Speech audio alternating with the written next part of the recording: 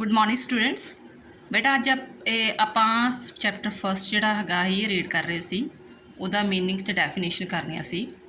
ਹੁਣ ਆਪਾਂ ਕਰਾਂਗੇ ਇਸ ਦੀਆਂ ਵਿਸ਼ੇਸ਼ਤਾਵਾਂ ਕਹਿ ਲਓ ਜਾਂ ਮੁੱਖ ਤੱਤ ਕਿ ਜਿਹੜੀ ਪੋਲੀਟੀਕਲ ਸਿਸਟਮ ਆ ਉਹਦੇ ਮੇਨ ਐਲੀਮੈਂਟਸ ਕੀ ਆ।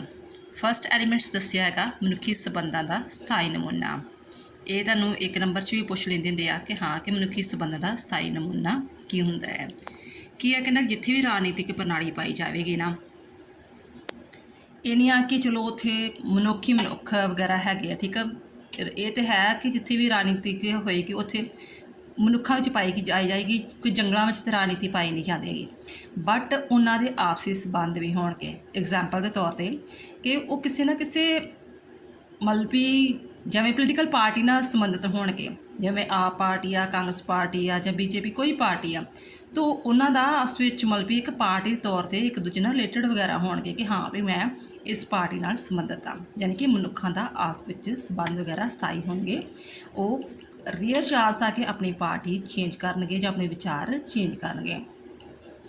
ਕਹਿੰਦਾ ਹੈ ਕਿ ਰਾਬਰਟ ਡਾਲ ਕਹਿੰਦਾ ਹੈ ਕਿ ਜਿਹੜੀ ਪੋਲੀਟੀਕਲ ਸਿਸਟਮ ਆ ਉਹਦੇ ਵਿੱਚ ਮਨੁੱਖਾਂ ਦਾ ਸੰਬੰਧ ਸਥਾਈ ਪਾਇਆ ਜਾਂਦਾ, ਪਰਮਾਨੈਂਟ ਪਾਇਆ ਜਾਂਦਾ ਹੈਗਾ ਵਾ। ਹਮੇਸ਼ਾ ਇੱਕੋ ਪਾਰਟੀ ਨਾਲ ਬੱਝੇ ਰਹਿੰਦੇ ਹੈਗੇ ਆ, ਪਰੰਤੂ ਮਨੁੱਖ ਦੁਆਰਾ ਸਥਾਪਿਤ ਕੀਤੇ ਗਏ ਹਰ ਪ੍ਰਕਾਰ ਦੇ ਸੰਬੰਧਾਂ ਨੂੰ ਰਾਣੀ ਪ੍ਰਣਾਲੀ ਦਾ ਭਾਗ ਨਹੀਂ ਮੰਨ ਸਕਦੇ ਹੈਗੇ। ਰਾਣੀ ਪ੍ਰਣਾਲੀ ਦੇ ਖੇਤਰ ਵਿੱਚ ਕੇਵਲ ਉਹੀ ਆਪਾਂ ਸੰਬੰਧ ਸ਼ਾਮਲ ਕਰਦੇ ਜਿਹੜੇ ਸਿਰਫ ਪੋਲੀਟੀਕਲ ਸਾਇੰਸ ਦੀ ਗੱਲ ਕਰਦੇ ਹੈਗੇ ਆ ਜਾਂ ਸ਼ਕਤੀ, ਸੱਤਾ ਜਾਂ ਪ੍ਰਭਾਵ ਦੀ ਗੱਲ ਕਰਦੇ ਆ।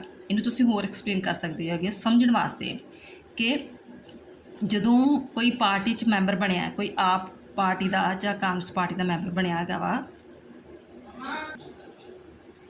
ਕਿ ਮਨੁੱਖਾਂ ਦਾ ਜਿਹੜਾ ਸੰਬੰਧ ਆ ਉਹ ਸਿਰਫ ਰਾਜਨੀਤੀ ਬਾਰੇ ਉਹਦੇ ਵਿੱਚ ਗੱਲਬਾਤ ਹੋਣਗੀ, ਕੋਈ ਧਾਰਮਿਕ ਗੱਲ ਨਹੀਂ ਹੋਏਗੀ, ਸਮਾਜਿਕ ਗੱਲਬਾਤ ਨਹੀਂ ਹੋਏਗੀ ਅਤੇ ਕੋਈ ਧਾਰਮਿਕ ਕੰਮ ਵੀ ਨਹੀਂ ਹੋਣਗੇ ਉਹਦੇ ਵਿੱਚ, ਠੀਕ ਹੈ ਨਾ। ਉਹ ਸਿਰਫ ਰਾਜਨੀਤਿਕ ਪ੍ਰਣਾਲੀ ਨਾਲ ਰਿਲੇਟਡ, ਪੋਲੀਟੀਕਲ ਸਿਸਟਮ ਦੇ ਰਿਲੇਟਡ ਹੀ ਕੰਮ ਵਗੈਰਾ ਕਰਨਗੇ। ਅਤੇ ਉਹ ਹਮੇਸ਼ਾ ਕੋਸ਼ਿਸ਼ ਕਰਨਗੇ ਕਿ ਹਾਂ ਪੋਲੀਟੀਕਲ ਪਾਰਟੀ ਰਾਹੀਂ ਜਿਹੜੀ ਹੈਗੀ ਆ ਅਸੀਂ ਪਾਵਰ ਆਪਣੇ ਹੱਥਾਂ ਵਿੱਚ ਲੈ ਲਈਏ, ਠੀਕ ਹੈ। ਕਿ ਉਹਨਾਂ ਵਿੱਚ ਮਨੁੱਖਾਂ ਦਾ ਪੋਲੀਟੀਕਲ ਸਿਸਟਮ ਵਿੱਚ ਕੀ ਆ, ਮਨੁੱਖਾਂ ਦੇ ਆਪਸੀ ਸੰਬੰਧ ਪਾਏ ਜਾਂਦੇ ਆ ਅਤੇ ਉਹ ਕੋਸ਼ਿਸ਼ ਕਰਦੇ ਆ ਕਿ ਸਾਡੇ ਕੋਲ ਪਾਵਰ ਆ ਜਾਵੇ। ਸੈਕਿੰਡ ਹੈਗਾ ਉਚਿਤਾਪੂਰਨ ਜਬਰੀ ਸ਼ਕਤੀ ਦਾ ਪ੍ਰਯੋਗ ਆ, ਠੀਕ ਆ। ਹੁਣ ਉਹਨਾਂ ਕੋਲ ਪਾਵਰ ਤੇ ਆ ਗਈ, ਠੀਕ ਆ, ਉਹਨਾਂ ਦਾ ਆਪਸੀ ਸੰਬੰਧ ਵੀ ਹੈਗੇ ਆ, ਉਹਨਾਂ ਕੋਲ ਪਾਵਰ ਵੀ ਆ ਗਈ, ਬਟ ਪਾਵਰ ਆਉਣ ਦੇ ਨਾਲ ਉਸ ਸ਼ਕਤੀ ਦਾ ਪ੍ਰਯੋਗ ਵੀ ਕਰਦੇ ਆ। ਪਰ ਸ਼ਕਤੀ ਜਿਹੜਾ ਪ੍ਰਯੋਗ ਉਹ ਗਲਤ ਕੰਮਾਂ ਲਈ ਨਹੀਂ ਕਰਨਗੇ, ਲੋਕਾਂ ਦੇ ਸਮਾਜਿਕ ਸੁਧਾਰ ਲਈ ਜਾਂ ਰਾਜਨੀਤਿਕ ਸੁਧਾਰ ਲਈ, ਆਰਥਿਕ ਸੁਧਾਰ ਲਈ ਕੰਮ ਕਰਨਗੇ, ਠੀਕ ਹੈ। ਅਤੇ ਕਹਿੰਦਾ ਇਹੋ ਜਿਹੀ ਸ਼ਕਤੀ ਆ ਦੂਜੇ ਜਿਹੜੀਆਂ ਹੈਗੀਆਂ ਪ੍ਰਣਾਲੀਆਂ ਸਿਸਟਮ ਤੋਂ ਵੱਖ ਕਰਦੀ ਆ। ਹੋਰ ਕੋਈ ਹੋ ਸਕਦਾ ਧਾਰਮਿਕ ਸਿਸਟਮ ਜਿਵੇਂ ਹੋ ਗਿਆ, ਕੋਈ ਧਾਰਮਿਕ ਡੇਰੇ ਨੂੰ ਮੰਨਦਾ ਹੈ, ਸਮਾਜਿਕ ਸਥਿਤੀ ਵਗੈਰਾ ਹੋ ਗਈ, ਆਰਥਿਕ ਸਥਿਤੀ ਵਗੈਰਾ ਹੋ ਗਈ, ਕੋਈ ਕੰਪਨੀ ਆ, ਫੈਕਟਰੀ ਆ, ਬਟ ਉਹਦੇ ਵਿੱਚ ਤੁਹਾਡੀ ਆਪਣੀ ਮਰਜ਼ੀ ਹੁੰਦੀ ਕਿ ਤੁਸੀਂ ਸਮਾਜਿਕ ਰੀਤੀ ਰਿਵਾਜ ਨੂੰ ਮੰਨਣਾ ਨਹੀਂ ਮੰਨਣਾ। ਆਰਥਿਕ ਸਥਿਤੀ ਤੁਹਾਡੀ ਆਪਣੀ ਮਰਜ਼ੀ ਆ, ਤੁਸੀਂ ਉੱਥੇ ਪਰਮਾਨੈਂਟ ਜੋਬ ਕਰਨੀ ਆ ਨਹੀਂ ਕਰਨੀ ਹੈਗੀ, ਠੀਕ ਹੈ। ਇਹ ਚੀਜ਼ਾਂ ਤੁਹਾਡੀਆਂ ਆਪਣੇ 'ਤੇ ਡਿਪੈਂਡ ਕਰਦੀਆਂ।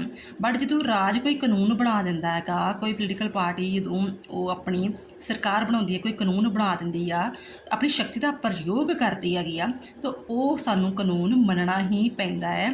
ਜੇਕਰ ਆਪਾਂ ਨਹੀਂ ਮੰਨਦੇ ਹੈਗੇ ਤਾਂ ਉਸ ਦੇ ਪਿੱਛੇ ਸਜ਼ਾ ਵੀ ਹੋ ਸਕਦੀ ਹੈ। ਸਰਕਾਰ ਕੋਈ ਵੀ ਕਾਨੂੰਨ ਬਣਾਉਂਦੀ ਆ ਅਤੇ ਕਾਨੂੰਨ ਨਹੀਂ ਮੰਨਿਆ ਜਾਂਦਾ ਤਾਂ ਉਸ ਦੀ ਸਾਨੂੰ ਜਿਹੜੀ ਹੈਗੀ ਆ ਹਾਨੀ ਵੀ ਉਠਾਉਣੀ ਪਏਗੀ। ਭਾਵ ਕਿ ਰਾਣੀ ਪ੍ਰਣਾਲੀ ਵਿੱਚ ਜਬਰੀ ਸ਼ਕਤੀ ਹੁੰਦੀ ਹੈ, ਇਹੋ ਸ਼ਕਤੀ ਜਿਹੜੀ ਹੈਗੀ ਆ ਉਹਨੂੰ ਬਾਕੀ ਸੰਗਠਨਾਂ ਨਾਲੋਂ ਵੱਖਰਾ ਕਰਦੀ ਹੈਗੀ ਆ, ਅਤੇ ਜੇਕਰ ਉਹ ਆਪਣੇ ਇਸੇ ਸ਼ਕਤੀ ਦੇ ਨਾਲ ਦੂਜੇ ਸੰਗਠਨਾਂ ਨੂੰ ਜਿਹੜੇ ਧਾਰਮਿਕ ਹੋ ਗਏ, ਆਰਥਿਕ ਹੋ ਗਏ, ਕੋਈ ਵੀ ਸੰਗਠਨ ਵਗੈਰਾ ਹੋ ਗਏ, ਸਿਸਟਮ ਵਗੈਰਾ ਹੋ ਗਿਆ ਹੋਰ ਸਮਾਜ ਦਾ, ਉਹਨਾਂ ਨੂੰ ਹੁਕਮ ਦਿੰਦੀ ਆ। ਜੇਕਰ ਉਹ ਹੁਕਮ ਨੂੰ ਨਹੀਂ ਮੰਨਦੇ ਤਾਂ ਉਹਨਾਂ ਨੂੰ ਸਜ਼ਾ ਵੀ ਦੇ ਸਕਦੀ ਹੈ, ਫਾਈਨ ਕਰ ਸਕਦੀ, ਸਜ਼ਾ ਦੇ ਸਕਦੀ ਹੈ। ਵਿਆਪਕਤਾ ਕੀ ਆ ਕਿ ਕਹਿੰਦਾ ਹੈ ਕਿ ਰਾਣੀ ਪ੍ਰਣਾਲੀ ਦੀ ਵਿਸ਼ੇਸ਼ਤਾ ਇਹ ਆ ਕਿ ਇਹਦੇ ਵਿੱਚ ਵਿਆਪਕਤਾ ਵੀ ਪਾਈ ਜਾਂਦੀ ਆ। ਵਿਆਪਕਤਾ ਇਹ ਕਿ ਸਰਕਾਰੀ ਢਾਂਚੇ ਜਿਵੇਂ ਕਿ ਵਿਧਾਨ ਪਾਲਿਕਾ ਵਾ, ਕਾਰਜਪਾਲਿਕਾ ਜਿਹੜੇ ਮੰਤਰੀ ਪਰਿਸ਼ਦ ਹੁੰਦੇ, ਵਿਧਾਨ ਪਾਲਿਕਾ ਜਿਹੜੇ ਮੰਨ ਲਓ ਕਿ 117 ਆਪਣੇ ਮੈਂਬਰ ਚੁਣੇ ਗਏ ਆ, ਠੀਕ ਹੈ। 117 ਵਿੱਚੋਂ 10-12 ਉਹਦੇ ਮੰਤਰੀ ਬਣਾਤੇ, ਉਹ ਕਾਰਜਪਾਲਿਕਾ ਹੋ ਗਏ, ਅਤੇ ਬਾਕੀ ਜਿੰਨੇ ਸੀ ਜਿਹੜੇ ਹੈਗੇ ਉਹ ਸਾਰੇ ਵਿਧਾਨ ਮੰਡਲ ਦੇ ਮੈਂਬਰ ਵਗੈਰਾ ਗਏ। ਅਤੇ ਅਦਾਲਤਾਂ, ਠੀਕ ਹੈ, ਕਾਰਜਪਾਲਿਕਾ ਅਦਾਲਤਾਂ ਆਦਿ ਨੂੰ ਸ਼ਾਮਲ ਨਹੀਂ ਕੀਤਾ ਜਾਂਦਾ, ਸਗੋਂ ਉਹ ਸਾਰੇ ਰਸਮੀ ਅਤੇ ਗੈਰ ਰਸਮੀ ਸੰਗਠਨ ਵੀ ਸ਼ਾਮਲ ਹੁੰਦੇ ਆ। ਯਾਨੀ ਕਿ ਰਾਣੀ ਪ੍ਰਣਾਲੀ ਵਿੱਚ ਇਹ ਨਹੀਂ ਆ ਕਿ ਸਿਰਫ ਜਿਹੜੀ ਆ ਵਿਧਾਨ ਪਾਲਿਕਾ, ਕਾਰਜਪਾਲਿਕਾ ਅਤੇ ਨਿਆਂਪਾਲਿਕਾ ਹੀ ਸ਼ਾਮਲ ਹੁੰਦੀ ਆ, ਸਗੋਂ ਰਾਣੀ ਅਤੇ ਦਲ ਹੋ ਗਏ, ਦਬਾਅ ਸਮੂਹ ਹੋ ਗਏ, ਧਾਰਮਿਕ ਸੱਭਿਆਚਾਰਕ, ਇਹ ਵੀ ਸ਼ਾਮਲ ਕਰ ਲਏ ਜਾਂਦੇ, ਕਿਉਂਕਿ ਇਹ ਵੀ ਕਿਸੇ ਤਰ੍ਹਾਂ ਡਾਇਰੈਕਟ ਜਾਂ ਇਨਡਾਇਰੈਕਟ ਵੇ ਨਾਲ ਉਸ ਨੂੰ ਪੋਲੀਟੀਕਲ ਸਿਸਟਮ ਨੂੰ ਪ੍ਰਭਾਵਿਤ ਕਰਦੇ ਆ। ਫਿਰ ਹੈਗਾ ਪੋਲੀਟੀਕਲ ਸਿਸਟਮ ਜਿਹੜੀ ਹੈਗੀ ਆ ਉਹ ਹਰ ਥਾਂ 'ਤੇ ਹੁੰਦੀ ਆ, ਸਰਵ ਵਿਆਪਕ ਹੁੰਦੀ ਆ।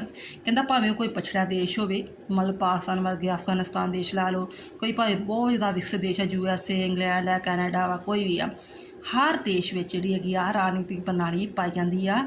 ਵੱਖਰੀ ਗੱਲ ਹੈ ਕਿ ਉਹਨਾਂ ਦਾ ਜਿਹੜਾ ਹੈਗਾ ਕਈਆਂ ਸਿਸਟਮ ਵੱਖਰਾ ਹੋ ਸਕਦਾ ਹੈਗਾ ਵਾ, ਬਟ ਪ੍ਰਣਾਲੀ ਹਰ ਥਾਂ 'ਤੇ ਪਾਈ ਜਾਂਦੀ ਆ। ਫਿਰ ਢਾਂਚਿਆਂ ਦੀ ਸਰਵ ਵਿਆਪਕਤਾ। ਢਾਂਚੇ ਜਿਹੜੇ ਕਾਰਜਪਾਲਿਕਾ ਵਿਧਾਨ ਪਾਲਿਕਾ ਸੀ ਉਹਨੂੰ ਢਾਂਚੇ ਕਿਹਾ ਗਿਆ ਹੈ, ਠੀਕ ਹੈ। ਜਿਹੜੇ ਵਿਧਾਨ ਪਾਲਿਕਾ, ਕਾਰਜਪਾਲਿਕਾ, ਨਿਆਂਪਾਲਿਕਾ, ਕਹਿੰਦੇ ਆ ਕਿ ਉਹਨਾਂ ਦੀ ਵੀ ਸਰਵ ਵਿਆਪਕਤਾ ਪਾਈ ਜਾਂਦੀ ਆ। ਕਿਵੇਂ? ਕਹਿੰਦੇ ਆ ਕਿ ਜਿਹੜੇ ਵਿਧਾਨ ਪਾਲਿਕਾ, ਕਾਰਜਪਾਲਿਕਾ, ਨਿਆਂਪਾਲਿਕਾ ਨੂੰ ਰਾਜਨੀਤਿਕ ਢਾਂਚੇ ਮੰਨੇ ਜਾਂਦੇ, ਪਰੰਤੂ ਆਧੁਨਿਕ ਦ੍ਰਿਸ਼ਟੀਕੋਣ ਅਨੁਸਾਰ ਰਸਮੀ ਤੇ ਗੈਰ ਰਸਮੀ ਜਿਹੜੇ ਵੀ ਪ੍ਰਤੱਖ ਜਾਂ ਅਪਰਤੱਖ ਰੂਪ ਵਿੱਚ ਪੋਲੀਟੀਕਲ ਸਿਸਟਮ ਦੇ ਕੰਮਾਂ ਨੂੰ ਪ੍ਰਭਾਵਿਤ ਕਰਨਗੇ, ਅਸੀਂ ਉਹਨਾਂ ਨੂੰ ਹੀ ਢਾਂਚੇ 'ਚ ਸ਼ਾਮਿਲ ਕਰਾਂਗੇ। ਭਾਵ ਕਿ ਪਹਿਲਾਂ ਜਿਹੜੇ ਪੁਰਾਣੇ ਲੋਕ ਸੀ ਨਾ, ਪੁਰਾਣੇ ਵਿਦਵਾਨ ਸੀ ਪੋਲੀਟੀਕਲ ਸਿਸਟਮ ਦੇ, ਉਹ ਸਿਰਫ ਕਹਿੰਦੇ ਸੀ ਕਿ ਇਸ ਢਾਂਚੇ ਵਿੱਚ ਸਿਰਫ ਕਾਰਜਪਾਲਿਕਾ, ਵਿਧਾਨ ਪਾਲਿਕਾ ਅਤੇ ਨਿਆਂਪਾਲਿਕਾ ਹੀ ਹੁੰਦੇ ਆ, ਠੀਕ ਹੈ, ਸਿਰਫ ਰਾਜ ਸਰਕਾਰਾਂ ਬਾਰੇ ਗੱਲ ਹੁੰਦੀ ਆ। ਬਟ ਜਿਹੜੇ ਆਧੁਨਿਕ ਵਿਦਵਾਨ ਆ ਉਹ ਕਹਿੰਦੇ ਨਹੀਂ, ਇਸ ਵਿੱਚ ਹਰ ਸਿਸਟਮ ਆ ਜਾਂਦਾ ਹੈਗਾ ਵਾ, ਭਾਵੇਂ ਦਬਾਅ ਸਮੂਹ ਹੋਵੇ, ਭਾਵੇਂ ਵਿਦਿਆਰਥੀਆਂ ਦਾ ਸੰਘ ਹੋਵੇ, ਕੋਈ ਵੀ, ਠੀਕ ਹੈ ਨਾ, ਕਿਸਾਨਾਂ ਦਾ ਸੰਘ ਹੋਵੇ, ਕਿਸਾਨਾਂ ਦੀ ਜਥੇਬੰਦੀ ਆ, ਜਿਹੜੀ ਵੀ ਕਿਸੇ ਤਰ੍ਹਾਂ ਡਾਇਰੈਕਟ ਜਾਂ ਇਨਡਾਇਰੈਕਟ ਵੇ ਨਾਲ ਉਹਨੂੰ ਪ੍ਰਭਾਵਿਤ ਕਰਦੀ ਆ, ਉਹ ਉਹਦੇ ਢਾਂਚੇ ਵਿੱਚ ਸ਼ਾਮਿਲ ਆਪਾਂ ਕਰ ਸਕਦੇ ਹਾਂ। ਦੈਨ ਆਫਟਰ ਹੈਗਾ ਰਾਜਨੀਤਿਕ ਕੰਮਾਂ ਦੀ ਸਰਵ ਵਿਆਪਕਤਾ। ਰਾਜਨੀਤਿਕ ਜਿਹੜੀ ਹੈਗੀ ਆ ਸਰੂਪ ਪ੍ਰਣਾਲੀ, ਭਾਵੇਂ ਕੋਈ ਵੀ ਸਰੂਪ ਹੋਵੇ, ਭਾਵੇਂ ਲੋਕਤੰਤਰੀ ਆ, ਤਾਨਾਸ਼ਾਹੀ ਆ, ਮਾਰਕਸਵਾਦੀ ਆ, ਸਮਾਜਵਾਦੀ ਆ, ਕੋਈ ਵੀ ਸਰੂਪ ਆ, ਪਰ ਉਹ ਹਮੇਸ਼ਾ ਜਿਹੜੀ ਰਾਜਨੀਤਿਕ ਪ੍ਰਣਾਲੀ ਆ ਉਹ ਨਿਵੇਸ਼ਾਂ ਨੂੰ ਨਿਕਾਸਾਂ ਵਿੱਚ ਬਦਲਣ ਦਾ ਕੰਮ ਕਰਦੀ ਆ। ਬੇਟਾ ਇਹ ਮੈਂ ਤੁਹਾਨੂੰ ਕੀਵਰਡਸ ਵਿੱਚ ਦੱਸਿਆ ਹੋਇਆ, ਨਿਵੇਸ਼ ਕੀ ਹੁੰਦੇ, ਨਿਕਾਸ ਕੀ ਹੁੰਦੀ ਆ। ਨਿਵੇਸ਼ ਯਾਨੀ ਕਿ ਨਿਵੇਸ਼ ਜਿਹਦਾ ਇਨਪੁੱਟ ਜਿਹੜੇ ਆਪਾਂ ਕੰਮ ਕਰਦੀ ਆ, ਠੀਕ ਆ, ਕਿ ਲੋਕਾਂ 'ਚ ਸਮਾਜੀਕਰਨ ਕਰਨਾ, ਭਰਤੀ ਕਰਨਾ, ਹਿੱਤ ਸਮੂਹੀਕਰਨ ਕਰਨਾ, ਹਿੱਤ ਸਪਸ਼ਟੀਕਰਨ ਕਰਨਾ ਅਤੇ ਰਾਜਨੀਤਿਕ ਸੰਚਾਰ ਕਰਨਾ। ਨਿਕਾਸ ਕਾਰਜ ਕਰਨਾ, ਜਦੋਂ ਇਹ ਸਾਰੇ ਕੰਮ ਹੋ ਜਾਂਦੇ ਆ ਰਾਜਨੀਤਿਕ ਪ੍ਰਣਾਲੀ ਦੇ, ਦੈਨ ਆਫਟਰ ਜਦੋਂ ਸਰਕਾਰ ਬਣ ਜਾਂਦੀ ਆ, ਠੀਕ ਹੈ ਨਾ, ਸਰਕਾਰ ਬਣ ਜਾਂਦੀ ਆ, ਫਿਰ ਕਾਨੂੰਨ ਬਣਾਉਂਦੀ ਆ, ਕਾਨੂੰਨ ਨੂੰ ਲਾਗੂ ਕਰਦੀ ਆ, ਉਸ ਹਿਸਾਬ ਦੇ ਨਾਲ ਫੈਸਲੇ ਵੀ ਦਿੰਦੀ ਆ। ਨੈਕਸਟ ਹੈਗਾ ਉਪ ਪ੍ਰਣਾਲੀਆਂ ਅਤੇ ਉਹਨਾਂ ਦੀ ਅੰਤਰ ਨਿਰਭਰਤਾ। ਪੋਲੀਟੀਕਲ ਸਿਸਟਮ ਵਿੱਚ ਜਿਹੜੀਆਂ ਉਪ ਪ੍ਰਣਾਲੀਆਂ ਵੀ ਪਾਈਆਂ ਜਾਂਦੀਆਂ। ਕਿਵੇਂ?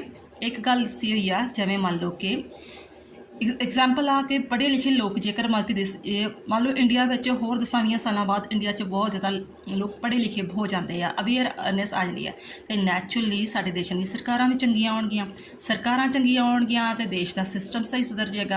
ਯਾਨੀ ਕਿ ਕੋਈ ਵੀ ਇੱਕ ਪ੍ਰਣਾਲੀ 'ਚ ਚੇਂਜ ਆਉਂਦਾ ਵਾ ਨਾ, ਸਾਰਿਆਂ ਵਿੱਚ ਹੀ ਚੇਂਜ ਆ ਜਾਂਦਾ ਹੈ। ਇੱਕ ਐਗਜ਼ਾਮਪਲ ਹੋਰ ਕਰਨੀ, ਇਹ ਤਾਂ ਮੈਂ ਪੜ੍ਹੇ ਲਿਖਿਆ ਨਹੀਂ ਕਹਿਤੀ, ਇੱਕ ਚੇਂਜ ਕਰਨੀ ਆ, ਮੰਨ ਲਓ ਕਿ ਆਪਣੇ ਦੇਸ਼ ਦਾ ਆਰਥਿਕ ਸਿਸਟਮ ਬਹੁਤ ਵਧੀਆ ਹੋ ਜਾਂਦਾ ਹੈ, ਹਰੇਕ ਲੋਕਾਂ ਨੂੰ ਜੋਬ ਮਿਲਦੀ ਆ, ਰੁਜ਼ਗਾਰ ਮਿਲਦਾ ਵਧੀਆ ਹੈ, ਅਤੇ ਲੋਕ ਵੋਟ ਕਿਉਂ ਵੇਚਣਗੇ, ਠੀਕ ਹੈ ਨਾ, ਲੋਕ ਵੱਧ ਚੜ੍ਹ ਕੇ ਇੰਟਰਸਟ ਲੈਣਗੇ ਰਾਜਨੀਤੀ ਵਿੱਚ, ਸਮੱਸਿਆਵਾਂ ਨੂੰ ਸਮਝਣਗੇ, ਅਤੇ ਆਰਥਿਕ ਸਥਿਤੀ ਸਹੀ ਹੋਗੀ, ਅਤੇ ਨੈਚੁਰਲੀ ਰਾਜਨੀਤਿਕ ਸਥਿਤੀ ਸਹੀ ਹੋਏਗੀ, ਵਧੀਆ ਨੇਤਾ ਚੁਣਨਗੇ, ਵਧੀਆ MLA ਚੁਣਨਗੇ, ਰਾਜਨੀਤਿਕ ਸਥਿਤੀ ਸਹੀ ਹੋਗੀ, ਅਤੇ ਨੈਚੁਰਲੀ ਹੀ ਸਰਕਾਰਾਂ ਵੀ ਚੰਗੀਆਂ ਬਣ ਗਈਆਂ, ਸਰਕਾਰਾਂ ਚੰਗੀਆਂ ਬਣੀਆਂ ਤਾਂ ਸਾਡਾ ਦੇਸ਼ ਵੀ ਵਧੀਆ ਬਣ ਜਾਵੇਗਾ, ਠੀਕ ਹੈ। ਇਸ ਤਰ੍ਹਾਂ ਜਿਹੜੀਆਂ ਪ੍ਰਣਾਲੀਆਂ ਇੱਕ ਦੂਜੇ ਨੂੰ ਪ੍ਰਭਾਵਿਤ ਕਰਦੀਆਂ ਹੈ। ਫਿਰ ਸੀਮਾਵਾਂ ਦੀ ਹੋਂਦ। ਸੀਮਾਵਾਂ ਦੀ ਹੋਂਦ ਕਹਿੰਦਾ ਕਿ ਜਿਹੜੀ ਰਾਜਨੀਤਿਕ ਪ੍ਰਣਾਲੀ ਆ ਨਾ, ਉਹਦੇ ਵਿੱਚ ਸੀਮਾ ਦੀ ਵੀ ਹੋਂਦ ਪਾਈ ਜਾਂਦੀ ਆ। ਇਹਦੇ ਵਿੱਚ ਪਹਿਲਾਂ ਜਸਟ ਇੱਕ ਐਗਜ਼ਾਮਪਲ ਸਮਝਾ ਦਿੰਦੀ ਹਾਂ। ਮੰਨ ਲਓ ਕਿ ਮੈਂ ਜਦੋਂ ਜੋਬ ਕਰਦੀ ਹਾਂ, ਉਦੋਂ ਮੈਂ ਕੀ ਆ, ਇੱਕ ਆਰਥਿਕ ਸਥਿਤੀ ਵਿੱਚ ਕੰਮ ਕਰਦੀ ਹਾਂ, ਆਰਥਿਕ ਸੀਮਾ। ਬਾਅਦ ਵਿੱਚ ਮੈਂ ਆਣ ਕੇ ਕਿਸੇ ਪਾਰਟੀ ਲਈ ਪ੍ਰਚਾਰ ਕਰਦੀ ਹਾਂ, ਆਮ ਆਦਮੀ ਪਾਰਟੀ ਲਈ, ਕਾਂਗਰਸ ਪਾਰਟੀ ਲਈ, ਕਿਸੇ BJP ਪਾਰਟੀ ਲਈ ਪ੍ਰਚਾਰ ਕਰਦੀ ਹਾਂ, ਉਦੋਂ ਮੇਰੀ ਕੀ ਸੀਮਾ ਹੁੰਦੀ ਆ, ਰਾਜਨੀਤਿਕ ਸੀਮਾ। ਦੈਨ ਆਫਟਰ ਫਿਰ ਮੈਂ ਆਪਣੇ ਪਰਿਵਾਰ ਵਿੱਚ ਆ ਜਾਂਦੀ ਹੈਗੀ ਹਾਂ, ਪਰਿਵਾਰ ਆਪਣੇ ਸੰਭਾਲਦੀ ਹਾਂ, ਉਹ ਮੇਰੀ ਬਣ ਜਾਂਦੀ ਆ ਸਮਾਜਿਕ ਸੀਮਾ। ਫਿਰ ਮੈਂ ਸ਼ਾਮਾਂ ਨੂੰ ਚਲੋ ਗੁਰਦੁਆਰੇ, ਮੰਦਰ, ਮਸਜਿਦ, ਕਿਸੇ ਵੀ ਚਰਚ ਵਿੱਚ ਜਾਂਦੀ ਹਾਂ, ਉਹ ਮੇਰੀ ਹੋ ਗਈ ਧਾਰਮਿਕ ਸੀਮਾ, ਠੀਕ ਹੈ। ਯਾਨੀ ਕਿ ਰਾਜਨੀਤਿਕ ਪ੍ਰਣਾਲੀ ਵਿੱਚ ਸੀਮਾਵਾਂ ਹੁੰਦੀਆਂ ਨੇ। ਕਹਿੰਦਾ ਇਹੋ ਸੀਮਾ ਜਿਹੜੀ ਹੈਗੀ ਆ ਉਹਨੂੰ ਆਰਥਿਕ, ਸਮਾਜਿਕ ਅਤੇ ਦੂਜੀਆਂ ਜਿਹੜੀਆਂ ਪ੍ਰਣਾਲੀਆਂ ਤੋਂ ਪ੍ਰਭਾਵਿਤ ਕਰਦੀਆਂ ਨੇ। ਇਹ ਖੇਤਰੀ ਨਹੀਂ ਹੁੰਦੀਆਂ ਵੀ ਇਹ ਨਹੀਂ ਤੁਸੀਂ ਬਾਉਂਡਰੀ ਕੋਈ ਵੇਖ ਸਕਦੇ ਹੋ, ਸਿਰਫ ਕੰਮਾਂ ਦੀ ਹੁੰਦੀਆਂ ਕਿ ਰਾਜਨੀਤਿਕ ਪ੍ਰਣਾਲੀ ਨੇ ਸਿਰਫ ਰਾਜਨੀਤਿਕ ਕੰਮ ਕਰਨੇ ਹੁੰਦੇ ਆ, ਰਾਜਨੀਤੀ ਰਿਲੇਟਡ ਕਾਨੂੰਨ ਬਣਾਉਣੇ ਹੁੰਦੇ ਆ। ਕਿਸੇ ਧਰਮ ਵਿੱਚ, ਕਿਸੇ ਦੀ ਪਰਿਵਾਰਕ ਸਮਾਜਿਕ ਜੀਵਨ ਵਿੱਚ, ਕਿਸੇ ਦੇ ਆਰਥਿਕ ਜੀਵਨ ਵਿੱਚ ਦਖਲਅੰਦਾਜ਼ੀ ਨਹੀਂ ਦੇਣੀ ਹੁੰਦੀ। ਨੈਕਸਟ ਹੈਗਾ ਅਨੁਕੂਲਤਾ। ਕਹਿੰਦਾ ਹੈ ਕਿ ਅਨੁਕੂਲਤਾ ਦਾ ਭਾਵ ਕਿ ਸਮੇਂ ਅਤੇ ਸਥਿਤੀਆਂ ਨਾਲ ਜਿਹੜਾ ਹੈਗਾ ਨਾ ਸਾਡੇ ਦੇਸ਼ ਦਾ ਸਿਸਟਮ ਚੇਂਜ ਹੋ ਜਾਂਦਾ ਹੈਗਾ। ਜਿਵੇਂ ਹੁਣ ਸੰਸਦੀ ਪ੍ਰਣਾਲੀ ਚੱਲ ਰਹੀ ਆ, ਬਟ ਇਨ ਕੇਸ ਜੇ ਸਾਡੇ ਦੇਸ਼ ਵਿੱਚ ਸੰਕਟ ਕਾਲ ਐਮਰਜੈਂਸੀ ਲਾਗੂ ਹੋ ਜਾਂਦਾ ਹੈਗਾ ਵਾ, ਅਤੇ ਸਾਡਾ ਸਾਰਾ ਸਿਸਟਮ ਜਿਹੜਾ ਹੈਗਾ ਵਾ ਉਹ ਰਾਸ਼ਟਰਪਤੀ ਰਾਜ ਲਾਗੂ ਹੋ ਜਾਂਦਾ, ਉਹ ਪ੍ਰਧਾਨਗੀ ਸਿਸਟਮ ਵਿੱਚ ਚੇਂਜ ਹੋ ਜਾਂਦਾ ਹੈ। ਫਿਰ ਦੇਣਾ ਹੈਗਾ ਰਾਜਨੀਤਿਕ ਢਾਂਚੇ ਦੀ ਬਹੁਤ ਕਾਰਜਕਰਮਤਾ। ਢਾਂਚੇ ਆਪਾਂ ਤੁਹਾਨੂੰ ਦੱਸਿਆ ਕਾਰਜਪਾਲਿਕਾ, ਵਿਧਾਨ ਪਾਲਿਕਾ, ਨਿਆਂਪਾਲਿਕਾ। ਅਤੇ ਕਹਿੰਦੀ ਕਿ ਇਹ ਨਹੀਂ ਕਿ ਸਿਰਫ ਜਿਹੜੀ ਹੈਗੀ ਆ ਉਹ ਇੱਕੋ ਕੰਮ ਕਰਦੀ ਆ। ਐਗਜ਼ਾਮਪਲ ਦੀ ਜਿਹੜੀ ਵਿਧਾਨ ਪਾਲਿਕਾ, ਇਹ ਨਹੀਂ ਸਿਰਫ ਉਹਨਾਂ ਦਾ ਕੰਮ ਹੈ ਕਿ ਕਾਨੂੰਨ ਦਾ ਨਿਰਮਾਣ ਕਰਦੀ ਆ, ਵੀ ਉਹਨੇ ਕਾਨੂੰਨ ਬਣਾਤੇ, ਸੰਸਦ ਦੇ ਵਿੱਚ ਇਜਲਾਸ ਜਦੋਂ ਹੋਇਆ ਤੇ ਉਹਨੇ ਕਾਨੂੰਨ ਬਣਾਤੇ। ਉਹ ਮੰਤਰੀਆਂ 'ਤੇ ਵੀ ਕੰਟਰੋਲ ਰੱਖਦੀ ਹੈਗੀ ਆ, ਚੋਣਾਂ ਵੀ ਲੜਦੀ ਆ, ਸਰਕਾਰ ਵੀ ਬਣਾਉਂਦੀ ਆ, ਸਰਕਾਰਾਂ ਦੀ ਆਲੋਚਨਾ ਵੀ ਕਰਦੀ ਹੈਗੀ ਆ। ਯਾਨੀ ਕਿ ਜਿਹੜੇ ਇੱਕ ਜਿਹੜਾ ਢਾਂਚਾ ਵਾ ਉਹ ਕਈ ਤਰ੍ਹਾਂ ਦੇ ਕੰਮ ਕਰਦਾ। ਮੇਨ ਕੰਮ ਉਹਦਾ ਹੈਗਾ ਕਾਨੂੰਨ ਬਣਾਉਂਦਾ, ਬਾਕੀ ਉਹ ਕਈ ਕੰਮ ਕਰਦਾ ਹੈਗਾ ਵਾ। ਰਾਣੀ ਪ੍ਰਣਾਲੀ ਦਾ ਮਿਲਿਆ ਜੁਲਿਆ ਸਰੂਪ, ਜਿਹੜੇ ਸਾਡੀ ਇੰਡੀਆ ਵਾ ਆਮ ਤੌਰ 'ਤੇ ਜਿਹੜਾ ਹੈਗਾ ਵਾ ਉਹ ਰਾਣੀ ਪ੍ਰਣਾਲੀ ਦਾ ਮਿਲਿਆ ਜੁਲਿਆ ਸਰੂਪ ਹੋ ਜਾਂਦਾ, ਜਦ ਕਿ ਸਾਡੀ ਇੰਡੀਆ ਦੀ ਰਾਣੀ ਪ੍ਰਣਾਲੀ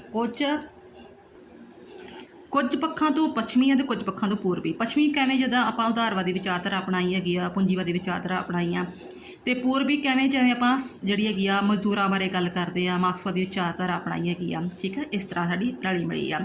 ਵਾਤਾਵਰਨ ਅਤੇ ਇਸ ਦਾ ਰਾਣੀ ਪ੍ਰਣਾਲੀ 'ਤੇ ਪ੍ਰਭਾਵ, ਕਹਿੰਦਾ ਡੇਵਿਡ ਈਸਟਨ ਨੇ ਜਿਹੜਾ ਦੱਸਿਆ ਵਾ ਕਿ ਜਿਹੜਾ ਰਾਣੀ ਪ੍ਰਣਾਲੀ 2 ਵਾਤਾਵਰਨ ਵਿੱਚ ਕੰਮ ਕਰਦੀ ਹੈ, ਇੱਕ ਅੰਦਰਲਾ ਵਾਤਾਵਰਨ, ਇੱਕ ਸਮਾਜ ਦਾ ਬਾਹਰਲਾ ਵਾਤਾਵਰਨ। ਅੰਦਰਲੇ ਵਾਤਾਵਰਨ ਦੀ ਗੱਲ ਕਰ ਦਿੰਦਾ ਹੈਗਾ ਕਿ ਦੇਸ਼ ਦੇ ਅੰਦਰ ਕੀ ਸਿਸਟਮ ਚੱਲ ਰਿਹਾ ਹੈਗਾ, ਠੀਕ ਆ, ਉਹ ਰਾਣੀ ਪ੍ਰਣਾਲੀ ਨੂੰ ਪ੍ਰਭਾਵਿਤ ਕਰਦਾ। ਬਾਹਰਲਾ ਵਾਤਾਵਰਨ ਕਿ ਦੇਸ਼ ਦੇ ਬਾਹਰ ਜਿਹੜਾ ਹੈਗਾ ਵਾ ਜੋ ਵੀ ਆ ਉਹ ਸਾਡੇ ਦੇਸ਼ ਦੇ ਦੂਜੇ ਦੇਸ਼ਾਂ ਨਾਲ ਕਿਵੇਂ ਸੰਬੰਧ ਨੇ, ਉਹ ਜਿਹੜਾ ਹੈਗਾ ਬਾਹਰਲਾ ਵਾਤਾਵਰਨ ਆ। ਠੀਕ ਆ, ਇਹ ਜਿਹੜਾ 12 ਪੁਆਇੰਟਸ ਦਿੱਤੇ ਨੇ, ਬਟ ਤੁਸੀਂ ਕੋਈ ਵੀ ਐਨੀ 6 ਪੁਆਇੰਟ ਕਰ ਸਕਦੇ ਹੋ, ਕਿਉਂਕਿ 6 ਨੰਬਰ ਤੋਂ ਵੱਧ ਤੁਹਾਨੂੰ ਕੋਈ ਕੁਐਸਚਨ ਨਹੀਂ ਆਉਂਦਾ ਹੈਗਾ। ਤੁਹਾਨੂੰ 12 ਵਿੱਚ ਕੋਈ ਵੀ 6 ਜਿਹੜੇ ਹੈਗੇ ਪੁਆਇੰਟ ਚੰਗੀ ਤਰ੍ਹਾਂ ਸਮਝ ਆਏ ਆ, ਤੁਸੀਂ ਉਹ ਕਰ ਸਕਦੇ ਹੋ। ਥੈਂਕਸ ਬੇਟਾ।